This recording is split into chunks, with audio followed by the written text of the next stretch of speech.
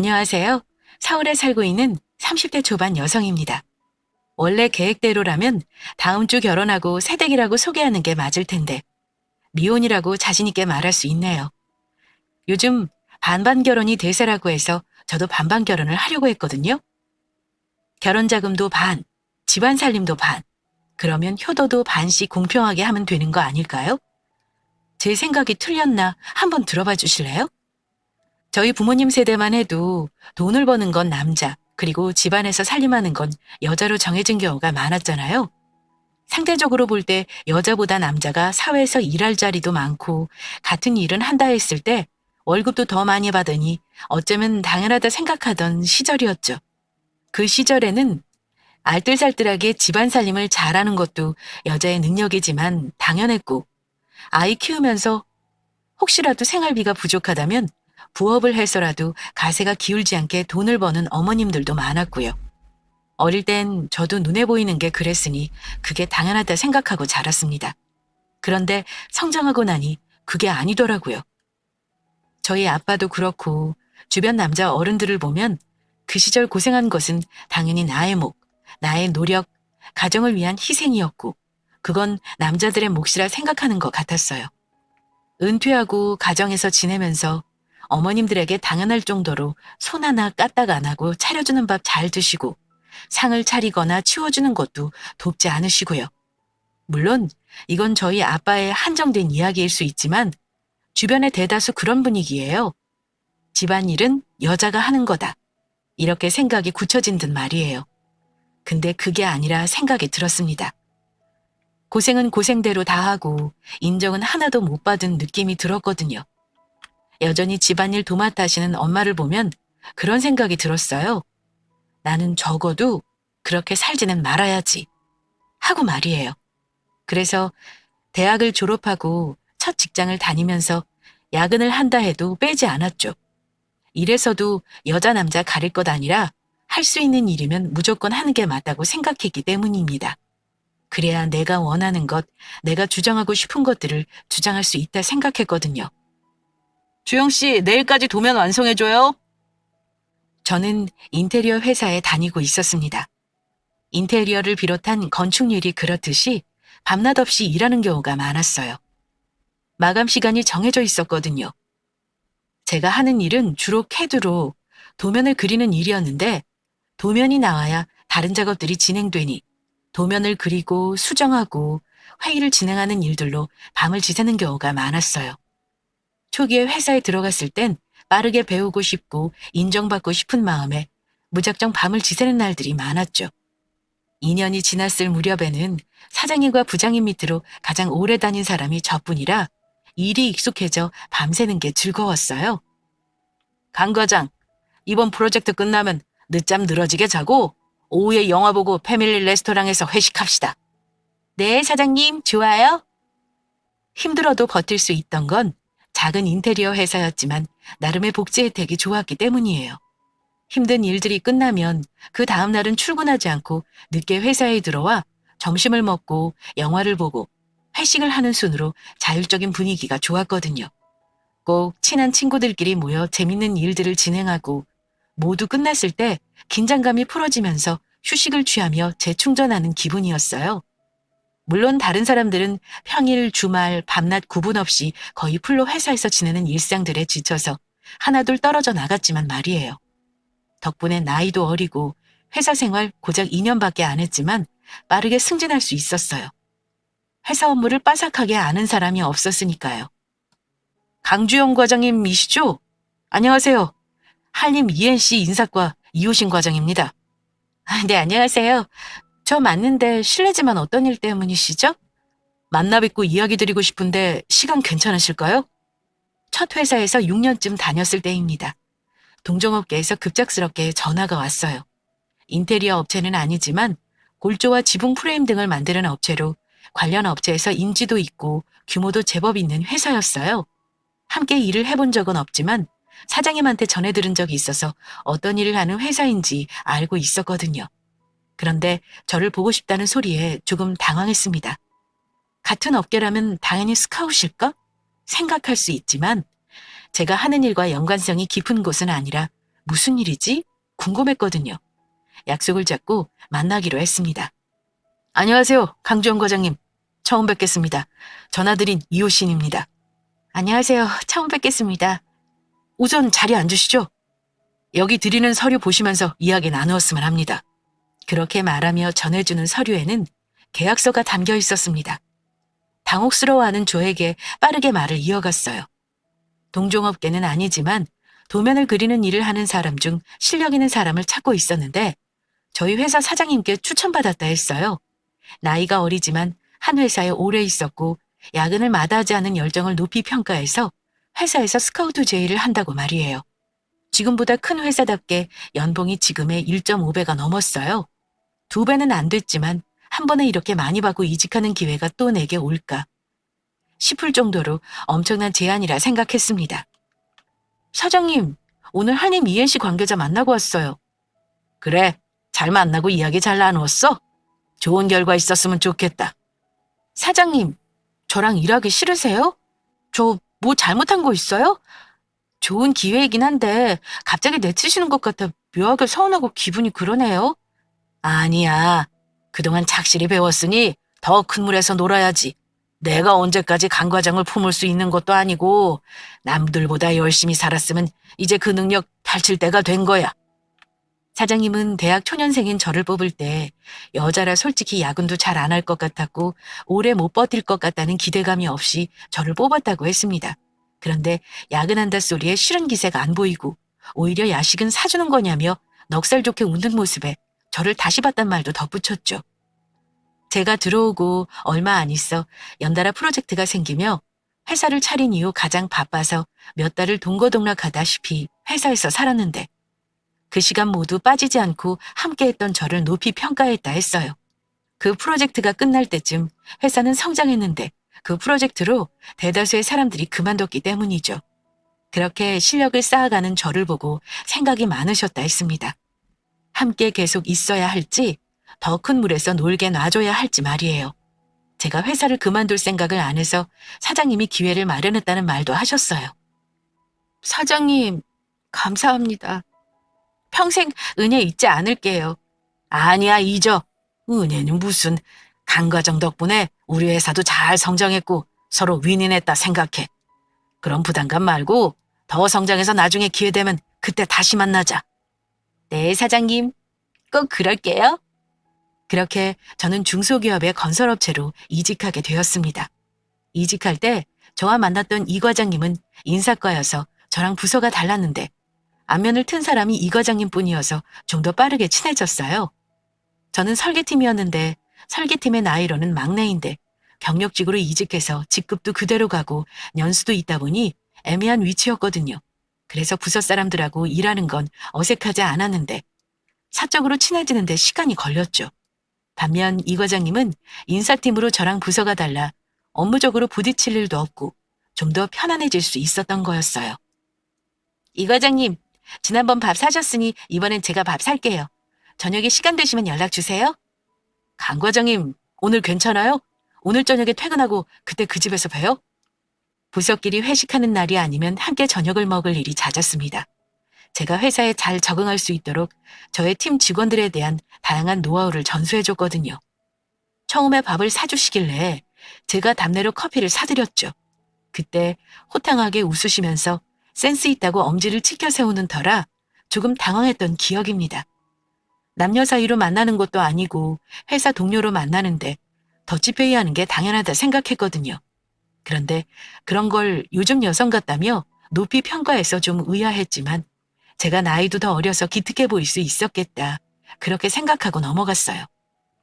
강 과장은 자기 주관이 뚜렷해서 다른 사람들과 구분돼요. 네? 칭찬이죠? 그럼요. 어떤 사람들은 밥 사줘도 늘 얻어먹으려 하는 사람도 있고 밥을 사면 늘 음료를 사면서 무언가 손에 안 보려는 사람들이 은근히 많더라고요. 그런데 강 과장은 그런 거 없이 자기 책임을 다하는 것 같아 보기 좋아요. 멋있어 보이고요. 지금 이 말을 들었다면 이 사람 뭐지? 생각했을 것 같아요. 그런데 그땐 눈에 콩깍지가 씌어도 제대로 씌었는지 손에 안 보려는 사람이 많다는 말은 지금껏 그런 사람들만 만난 것 같아 안타깝게 느껴졌어요.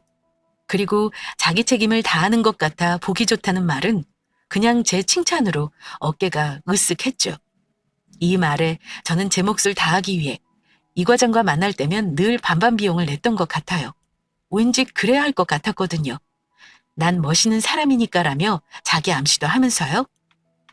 강 과장, 아니 주영아, 우리 제대로 만나볼래?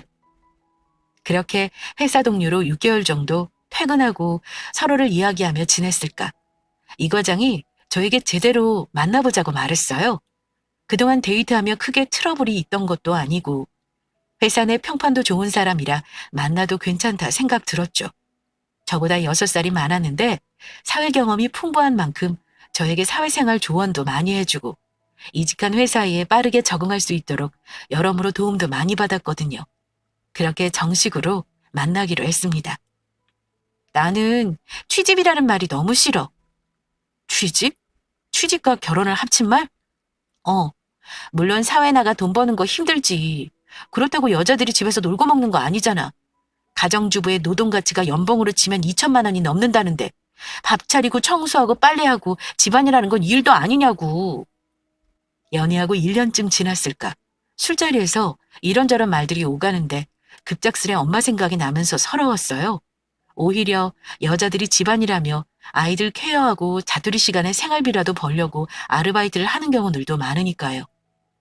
맞벌이를 한다고 달라질 건 없다고 생각했어요. 친구들을 봐도 여전히 회사 다니고 퇴근이 늦으면 어린이집에서 아이들 픽업하며 눈치 보는 건 대부분 여자들의 몫이더라고요. 살림을 하고 애를 보며 부업 형식으로 돈을 벌어도 당연한 거.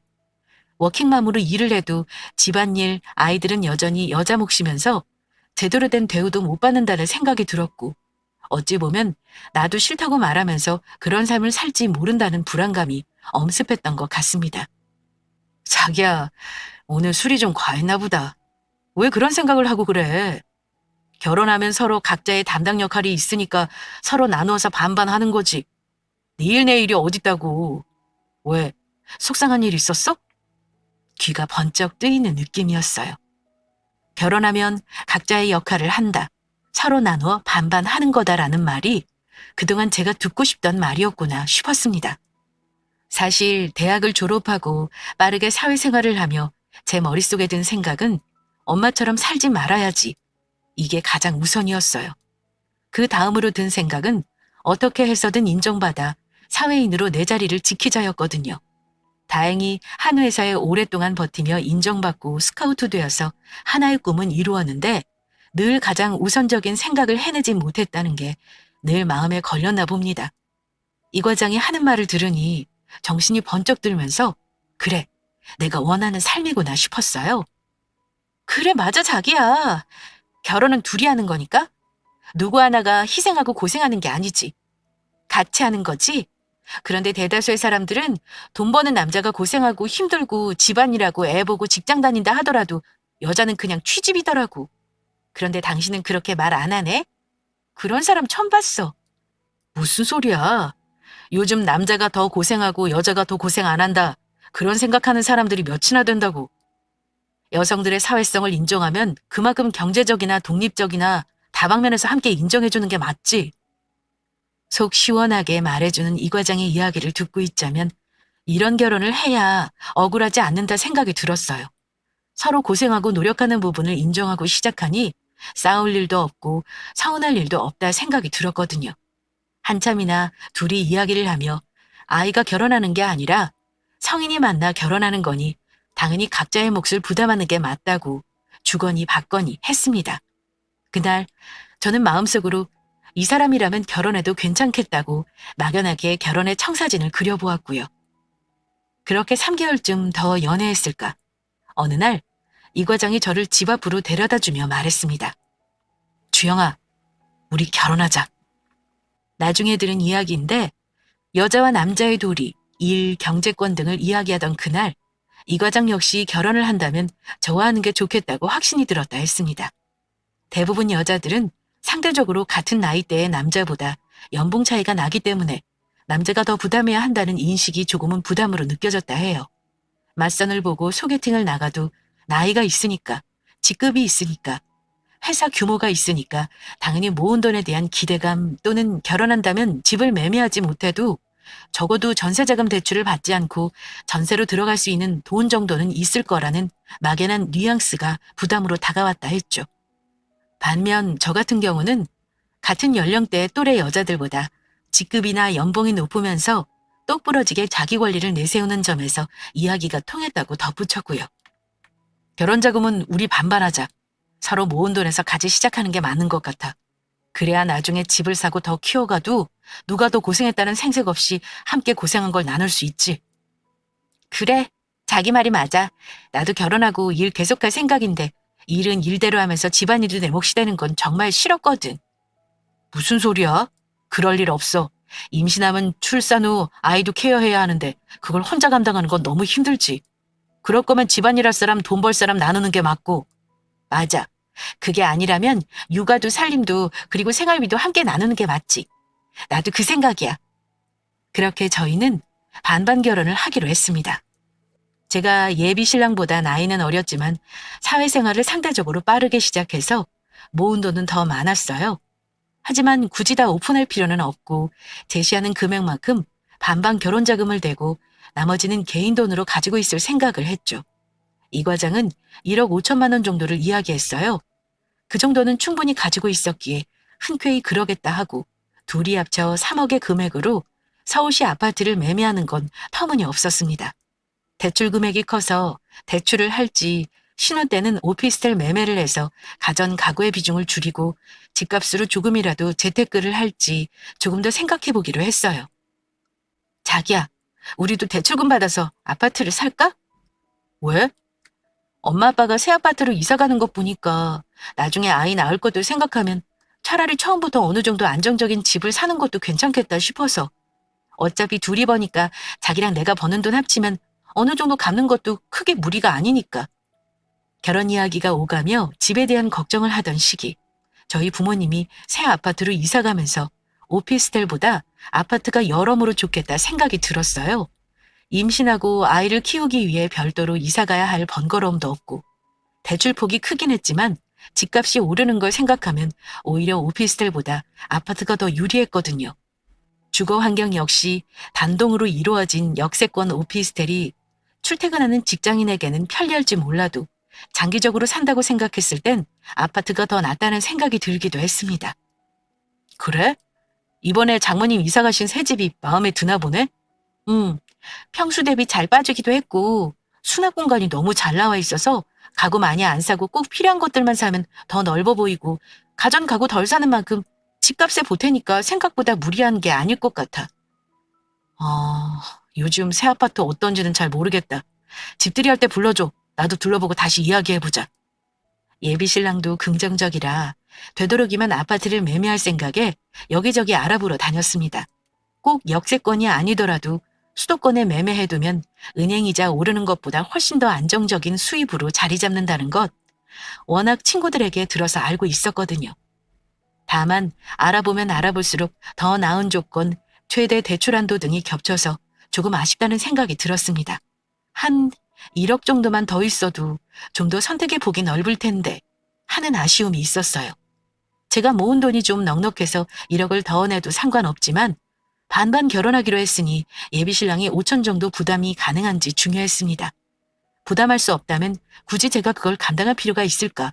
아직까지 예비신랑의 생각을 모르니 고민이 되는 부분도 있었고요. 아쉽다. 1억 정도만 더 있으면 우리가 원하는 조건으로 알아볼 수 있을 텐데. 아니다. 둘이 1억이니까 각 5천인가? 나는 모은 돈 올인했어. 자기는 여유자금 있어? 5천만 원이라는 소리가 쉽게 나오는 거 보면 말이야. 여유자금까지는 아니지만 사실 올인도 아니지. 근데 뭐 1억 더 있으면 좋겠다는 말도 못해? 아쉬워서 하는 소린데. 그것도 이해 못해줘? 이해 못하는 게 아니라 더 할 돈이 없어 아쉬운 거지. 어떻게 자기 여유자금 더 있으면 5천까지는 아니어도 각 500이라도 더 각출해? 됐어. 있는 한도 내로 알아보자고. 조금 더 여유롭게 알아보고 싶어 살짝 예비신랑을 떠봤는데 그 정도의 여유는 없단 말에 조금씩 늘려가기로 했습니다. 은연중에 서로를 알아가던 시절부터 반반을 외치던 예비신랑이라 선뜻 내가 더 내겠다는 말이 나오지 않은 부분도 있었거든요. 그렇게 서로 어디로 살 집을 정할지 알아보던 중 저희 부모님이 새 아파트에 입주할 날이 가까워졌습니다. 살던 집을 매매로 넘기고 있던 짐들을 정리하고 새 아파트로 가려는 계획이어서 입주 예정일이 매매한 이후 3개월 정도 시간이 걸렸거든요. 어머, 요즘 세탁기 정말 예쁘게 나온다. 그치, 엄마. 요즘은 이렇게 하나로 위아래 연동돼서 편리하더라고. 전에는 건조기만 있어도 신세계였는데 이제는 세탁기 하면 당연히 건조기까지 포함되는 거 있지? 은근히 디자인도 있다 얘. 너네들 키울 때 한번 가전 바꾸고 처음 오니까 신세계네. 엄마, 마음에 드는 걸로 골라봐. 새집 들어가는 선물로 내가 세탁기 사줄게. 건조기 산 지 얼마 안 되잖아. 마음은 고마운데 우리 따님 결혼 자금으로 사용하세요. 세탁기만 사면 돼. 이사할 때 가전 바꾸지 않으면 나중에 또 바꾸기 애매하대. 기계마다 기간이 안 맞아서. 건조기는 중고로 팔고 내가 그 값은 챙길 테니 맘 놓고 구경해. 내가 선물해 줄게. 그래? 그럴래 그럼? 어디 딸 덕분에 세탁기 좀 바꿔볼까?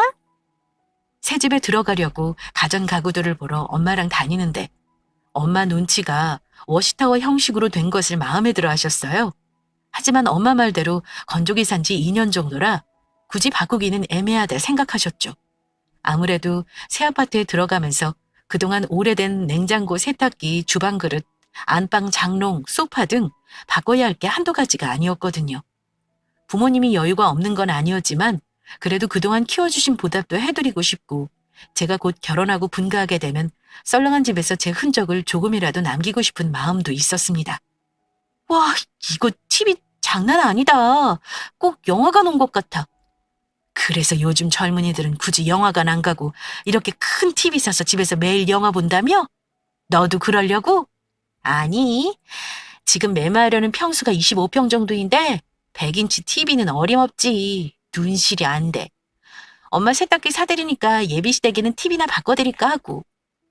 상견례 하기 전부터 양가를 왕래하며 지냈습니다. 크게 잘한다 할 건 없지만 가서 점심 먹고 차 한잔하며 이야기 나누는 일상을 데이트 형식처럼 한 달에 한 번 정도 양가를 번갈아 가며 부모님을 만났거든요. 예비 시부모님 성품은 남에게 피해 주기 싫어하시고 독립심이 강하신 분인 것 같았어요. 예비 신랑하고 사이가 좋았는데 보태줄 정도의 형편이 여유로운 게 아니니 부모 덕을 생각하지 말고 대신 저희에게 둘만 잘 살면 된다 하셨거든요. 성인이니 각자 자리에서 성실히 살면 그걸로 되었다 하셨습니다. 돈적인 부분에서 풍족하다면 서로 주고받으며 돕고 살겠지만 부모인 당신네도 그렇지만 결혼을 앞둔 저희도 여유로운 게 아니니 서로 부담 느끼고 멀어지는 것보다 부담 느끼지 말고 얼굴 자주 보고 살고 싶다고요. 주영아, 내 그런 생각이 문득 들었다. 지금이야 호신이가 한 집에 살고 있으니 그래도 매일 아침 저녁으로 얼굴 보는데 이제 분가해서 가정을 꾸리면 이제 몇 번이나 볼까 하고 말이야. 예비 시아버님의 말씀은 그랬습니다. 결혼하고 분가하면 가정을 꾸리는 거라 당연히 부모에게 소홀히 할 수밖에 없다고요. 한 달에 한 번, 많아야 2번 만나는 시간들이 돈으로 부담되기 시작하면 그마저도 즐거운 마음으로 볼 수 없으니 아예 처음부터 그런 건 마음속에 비우자고 말입니다. 처음엔 조금 냉정하다 싶게 들렸는데 고개를 끄덕이며 드는 예비 신랑을 보니 아, 이 집안 내력이구나 싶었어요. 각자의 자리에서 맡은 바 임무를 다하면 끝. 이구나 싶었죠. 서로에게 부담을 주지 않은 범위에서 서로 좋은 관계를 유지하는 것. 부전자전이구나 싶은 마음이 들면서 저도 모르게 공감이 되었습니다. 그런 시부모님을 생각하자 잘 해드리고 용돈을 두둑히 드릴 수 있는 것도 아니니 저희 부모님 새집에 들어갈 세탁기 선물하면서 TV 선물해드리는 것도 괜찮겠다 생각이 들었죠.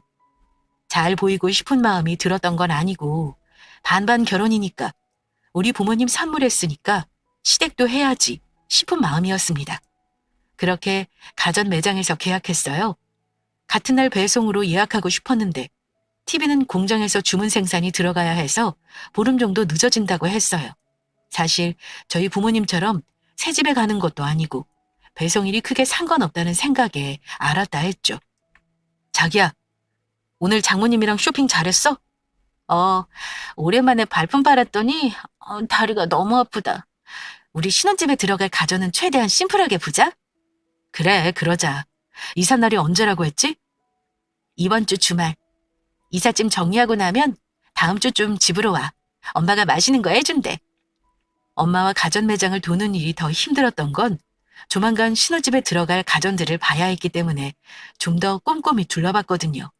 견적도 보고 효율성도 생각하고 각 브랜드의 장점을 추리는 일이 생각보다 힘들었습니다. 그래도 이야기를 들어주는 사람이 있고 이렇게 한번 알아볼 때 꼼꼼하게 알아보면 다음번엔 좀 더 수월하니까 할 때 하자 싶었죠. 이런저런 이야기를 하며 하루를 마무리하고 새 집에 들어가 집이 정리되는 다음 주말. 집들이 겸 예비 신랑을 불러 저녁을 함께 먹기로 했습니다. 장모님, 이사하신 거 축하드려요. 고맙네. 주영이 분가하면 전에 집 너무 큰 느낌이라 평수 줄이고 왔는데 요즘 집이 잘 빠져서 답답한 느낌이 없어 마음에 쏙 드는 거 있지? 엄마는 새 집이 마음에 드는지 예비 신랑에게 여기저기 구경시켜 주시며 저희 신혼집 고를 때 참고하면 좋을 사항들을 알려주시기도 했습니다. 엄마가 집 알아보러 다녀보니 평수 대비 공간이 잘 빠진 곳도 있고 아닌 곳도 있어서 수납 공간이나 주방 옆 베란다 같이 숨은 공간이 얼마나 잘 되어 있는지 봐야 한다고 말이에요. 저희도 곧 집을 알아보러 본격적으로 다닐 예정이라 엄마가 하는 말을 흘려듣는 게 아니라 신경 써서 듣는 예비 신랑이 꽤 든든해 보였어요. 가족이 된다는 건 더할 이야기도 많아지고 북적북적해지는 것 같아 마냥 싫지 않았거든요. 그렇게 구석구석 공간들을 보여주며 주방 옆 베란다로 가셨습니다. 여기가 내가 제일 마음에 드는 공간이야. 요즘 나오는 집들에 비해 세탁실 공간이 정말 잘 빠졌거든. 주방 거실같이 내가 원하는 공간이 더 넓은 곳을 중심으로 찾아보면 원하는 매물이 있을 거야. 참고해서 예쁜 집 찾았으면 좋겠네. 네, 저도 집 많이 보고 다닌 건 아니지만 평수 대비 세탁실이 정말 넉넉하게 빠졌어요. 분리수거 같은 것도 여기서 하면 될 것 같아요. 맞아. 세탁기랑 건조기가 하나로 합쳐져 공간을 차지하지 않으니 별도로 사용하지 않은 주방 그릇들은 수납장 하나 사서 따로 두려고. 네, 장모님 말씀대로 세탁기가 건조기랑 일체형으로 나오니 깔끔하네요. 매장에서만 봤지 집에 들어온 걸 보니 저희도 신혼집 들어갈 때 이런 제품으로 봐야겠어요. 그렇지? 이번에 새 집 이사 온다고 주영이가 선물해 준 건데 정말 마음에 쏙 들어. 주영이가요? 그렇다니까. 딸 잘 키운 덕에 내가 이렇게 호강하지 뭐야. 친구네 딸내미들은 대학 졸업하고 대학원 간다고 공부하고 거기서도 부족해서 유학 갔다 온다고 해서 등골 휜다던데 우리 딸은 대학 졸업하자마자 취직해서 자기 앞가름 자기가 아니 얼마나 대견하고 예뻐.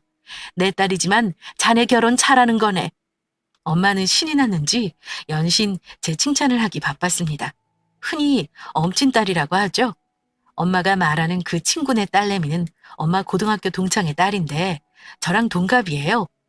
고등학교 졸업할 때 전국에서 난다긴다 할 정도로 공부를 잘했거든요.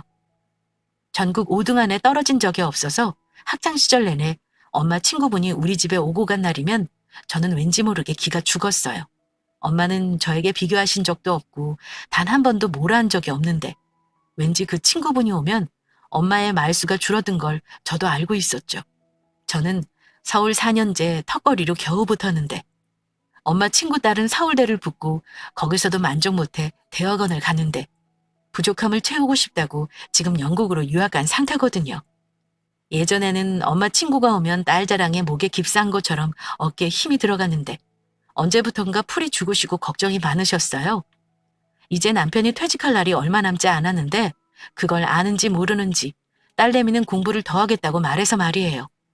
전에는 공부 잘하는 게 자랑이었는데 이제는 취직하려 해도 눈높이가 있어 쉽게 취직은 못하고 취직 안 되는 이유가 스펙이 부족한 것 같다고 더 공부하고 싶다고 말해서 이러지도 저러지도 못하는 상태라 하셨어요. 그러면서 늘 마지막엔 제가 빨리 취직해서 용돈도 주고 자기가 벌어 결혼도 하니 너무 부럽다고 하셨습니다. 그 말을 듣고 나니 엄마는 10년 먹은 체증이 내려가는 것 같다고 기분 좋아하시더니 그 말을 예비 신랑에게도 자연스레 하시게 된 거였죠. 그런데 예비 신랑 표정이 묘했어요. 맞장구를 치며 엄마와 이야기하던 모습은 온데간데 없고 엄마의 말에 떨떠름한 표정으로 네라고 짤막하게 말하더니 별다른 말이 없었거든요. 다행히 식사를 하고 차를 마시는 동안 별다른 이상점을 캐치하지 못해서 제가 예민하다 생각하고 넘어갔습니다. 자기야, 나한테 말도 안 하고 장모님께 세탁기 새로 사드렸더라? 그것도 건조기랑 일체형으로 세트로 말이야? 응, 그게 어때서? 왜? 그게 어때서? 우리 반반 결혼하기로 한 거 아니야? 반반 하기로 했으면 적어도 나에게 말하고 동의를 얻었어야지. 반반이라는 소리는 무엇을 하든 서로 합의해야 한다는 거 아니었어? 아니, 결혼 전부터 이렇게 친정을 챙기면 결혼 후에는 어떻게 하려고? 반반 결혼하자는 게 반쪽짜리 효도를 하자는 소리는 아니잖아. 못해도 1, 200은 할 텐데. 이래서 지난번 여유가 있으면 더 내어넣으라고 집값에 보태고 싶다 말한 거였어? 없다고 하면 이렇게 친정 챙겨주려고? 결혼 전부터 여유자금 있는 거로 동의 없이 친정만 챙기기로 시작하면 결혼 후 안 봐도 뻔하겠네. 공동으로 모으는 돈 이외에는 나 몰라라 내 마음대로 하시겠다? 이럴 거면 차라리 파혼해. 말과 행동이 다른 너랑은 못 살겠어. 저는 한동안 벙찐 모습으로 그 자리에 서 있었습니다. 데려다 주려고 집 밖으로 나와 단지 밖으로 걸어가고 있었거든요. 가다가 문득 멈춰서더니 세탁기 이야기를 꺼내고 무엇이 문제인지 묻는 저에게 쉴 틈 없이 속사포로 쏟아붓는데 그게 아니라고 대꾸할 틈도 없었고 저에게 의견을 물을 것도 아니고 파혼하자, 못 살겠다는 이야기가 쉴 새 없이 다다다다 내뱉더니 뒤도 안 돌아보고 자기 갈 길을 가더라고요. 순간 머릿속에는 오만 가지 생각이 들었어요. 해명을 해? 말아? 오해를 해도 단단히 한 것 같은데 하는 생각이 들었지만 뒤따라가진 않았죠. 저에게 말할 기회도 주지 않았다는 건 제 말을 들을 생각도 없다고 판단했기 때문입니다. 어이없지만 저도 그냥 집으로 들어가 별다른 연락도 하지 않았어요. 어떻게 해결하지?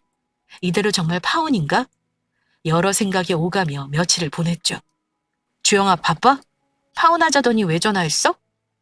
아니, 내가 생각이 짧았던 것 같아서 퇴근 후 저녁이나 같이 하자고.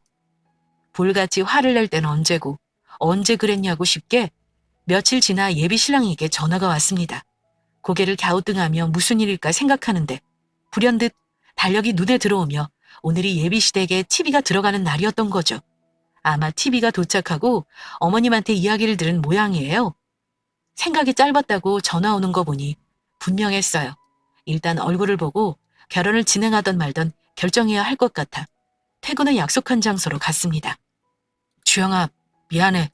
나는 네가 우리 집도 챙기는 줄도 모르고 순간 서운해서 말했는데 생각해보니 너의 의사도 묻고 서로 맞춰가야 했는데 나도 처음이라 뭔가 억울하다 생각이 들어 너에게 그렇게 말하고 집에 가서 얼마나 후회했는지 몰라. 와, 사람이 이렇게 간사해질 수 있구나 싶었습니다. 귀에 걸면 귀걸이, 코에 걸면 코걸이라더니 상황에 따라 말을 바꾸는 재간이 있는 줄 2년을 알면서 처음 알았죠. 오히려 잘 되었다고 생각했어요. 사실 저는 반반 결혼하면 제가 걱정하던 부분이 모두 해결된다 생각했는데 결국은 아니었던 거죠. 반반 결혼을 하고 안 하고 문제가 아니라 서로에게 얼마나 배려하고 존중하느냐의 문제라는 걸 이 사건을 통해 깨닫게 되었습니다. 결국 예비신랑은 반반 결혼이라는 그럴싸한 말로 자기가 손해보는 거 전혀 없이 결혼하려는 속셈이었던 거예요. 오히려 자기가 득을 보면 득을 받지 절대 한 푼도 손해보려는 생각이 없었다는 게 이번 일로 알게 되었죠. 제가 생각하는 반반 결혼은 서로의 수고를 인정하고 서로 으쌰으쌰해서 잘 살아보자는 거였죠. 하지만 예비신랑이 생각하는 반반 결혼은 내가 고생하는 만큼 너도 고생해야 한다는 걸로 그 이상도 그 이하도 아니었던 것입니다.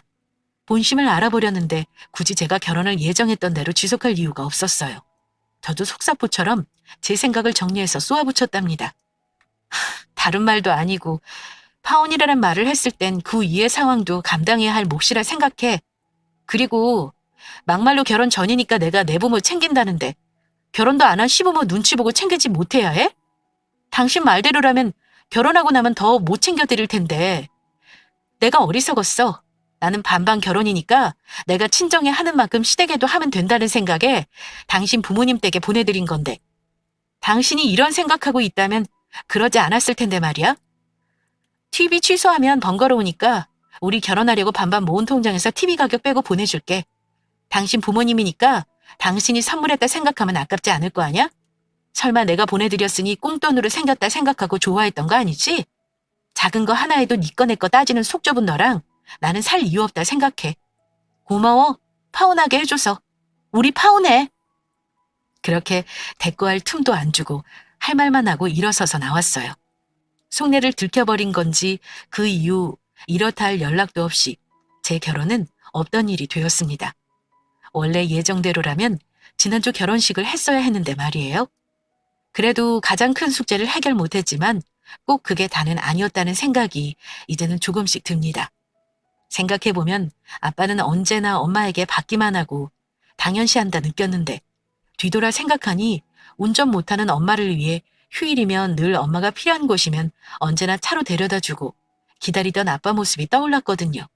어쩌면 각자의 자리에서 각자의 방식으로 서로 인정하고 열심히 살았는데 저에게 보여진 엄마의 모습이 힘들어 보여서 제 나름대로 색안경을 끼고 본 게 아닌가 싶어요. 또 하나 배운 게 있어요. 반반 결혼하자는 남자치고 정말 상대방을 배려하고 인정하는 사람 없다는 건 말이에요. 어찌 보면 제 마음도 조금은 그랬다는 거 이제는 반성하고요. 정말 합리적으로 생각하고 배려하고 진행하는 게 아니라면 오히려 반반 결혼이라는 말이 서로에게 더 상처가 될 수 있다는 것도 알았습니다. 이렇게 조금씩 성장하는 거겠죠? 앞으로 만나는 사람과는 이러한 편견 없이 천천히 맞춰가려 해요. 조금 어린 생각으로 어긋난 지난 이야기 너무 타박 마시고 응원해주세요.